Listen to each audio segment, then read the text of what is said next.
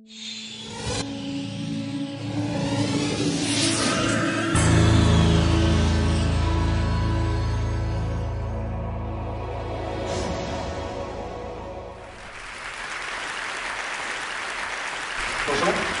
Si vous avez suivi un petit peu l'actualité diplomatique au cours des dernières semaines, vous avez peut-être entendu parler d'une espèce de crise entre la Chine et les États-Unis au sujet d'attaques informatiques dont l'entreprise américaine Google aurait été la victime. Alors on a dit beaucoup de choses autour de ça, on a parlé de cyberguerre, pour ce qui est peut-être probablement juste une opération d'espionnage et d'ailleurs d'évidence relativement maladroite.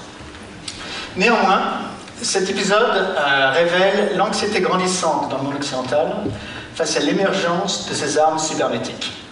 Or, ces armes sont dangereuses, elles sont d'une nature nouvelle, et elles risquent d'entraîner le monde dans un conflit électronique qui pourrait se transformer en affrontement armé, car ces armes virtuelles détruisent également le monde physique.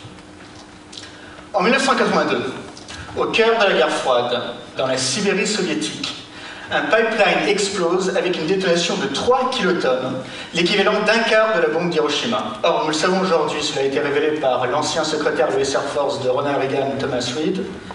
Cette explosion est en réalité le résultat d'une opération de sabotage de la CIA qui avait à l'époque réussi à s'infiltrer dans les systèmes informatiques de gestion de ce pipeline.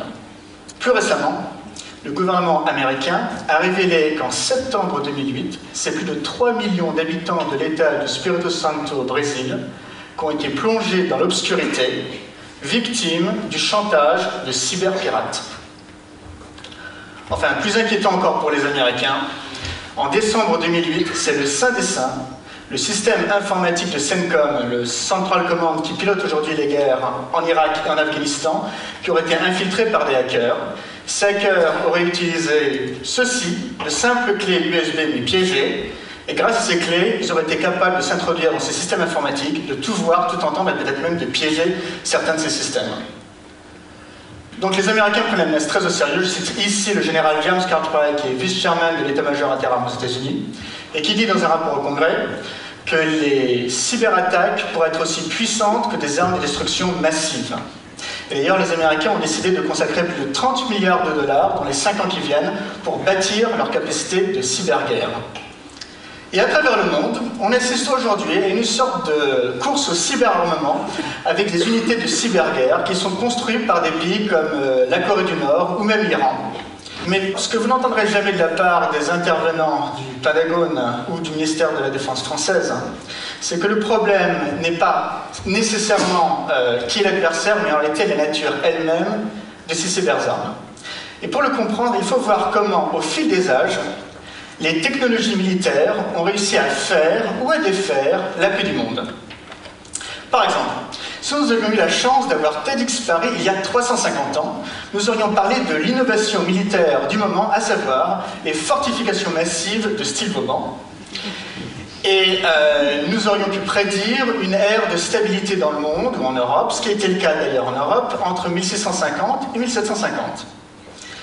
Si de même, nous avions eu cette conférence il y a 30 ou 40 ans, nous aurions pu voir comment l'avènement des armes nucléaires et de la menace de la destruction mutuelle assurée qu'elles portent empêche un conflit direct entre les deux super grands.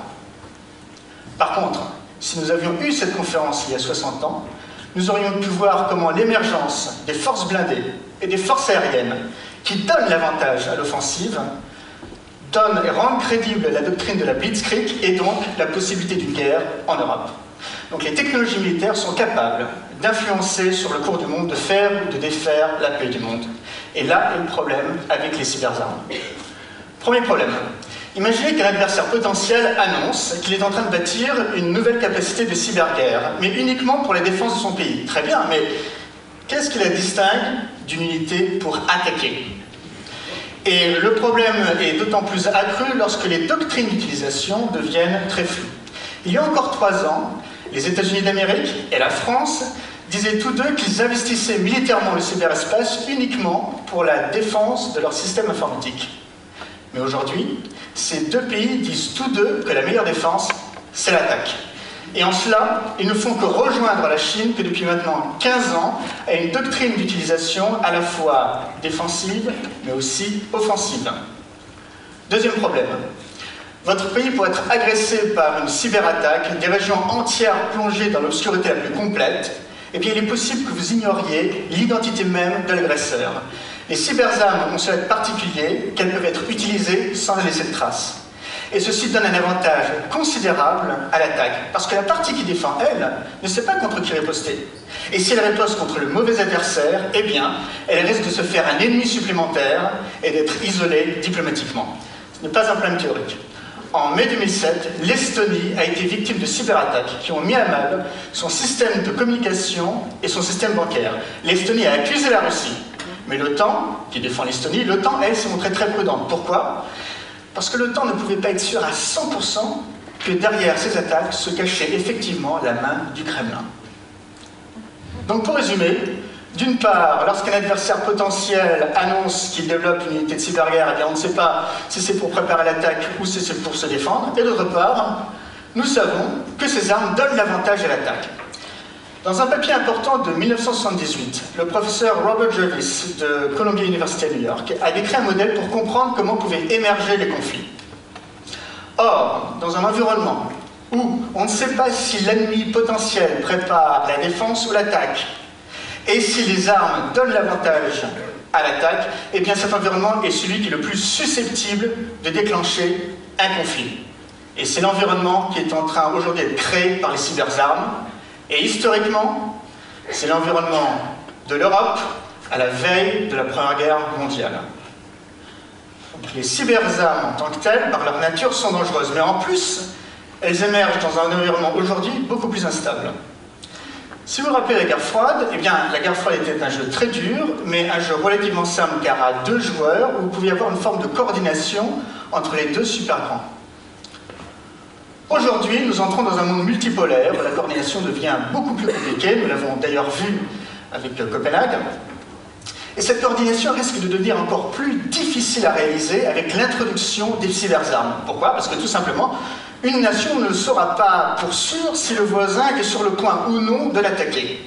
Et les nations risquent de vivre sous la menace de ce que le prix Nobel d'économie Thomas Schelling a appelé la peur réciproque de l'attaque surprise. Comme je ne sais pas si mon voisin est sur le point ou non de m'attaquer, et peut-être ne le saurai-je jamais, eh bien je vais peut-être prendre les devants et être moi le premier attaqué. Pas plus tard que cette semaine, dans un article en date du 26 janvier 2010 du New York Times, il a été révélé pour la première fois que des officiels de la National Security Agency réfléchissaient à la possibilité d'attaque préemptive au cas où l'Amérique serait sur le point d'être agressée par une cyberattaque.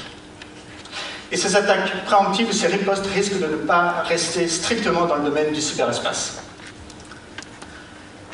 En mai 2009, le général Kevin Chilton, commandant des forces nucléaires américaines, a annoncé qu'en cas d'attaque électronique contre l'Amérique, toutes les options étaient sur la table. Le cyberarmement ne fait pas disparaître l'armement conventionnel ou l'armement nucléaire. Il ne fait que se rajouter au dispositif de la terreur déjà existante. Mais ce faisant, il rajoute son propre risque de déclenchement de conflit, un risque très important, comme nous venons de voir, et un risque que nous devrons confronter peut-être avec une solution de sécurité collective, comprenant nous tous, évidemment, alliés européens, membres de l'OTAN, avec nos alliés et amis américains, avec nos autres alliés occidentaux, et peut-être en leur forçant un petit peu la main, nos partenaires russes et nos partenaires chinois.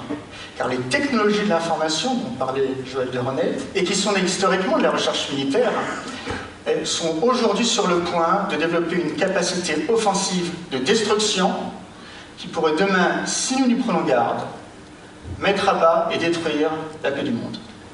Merci.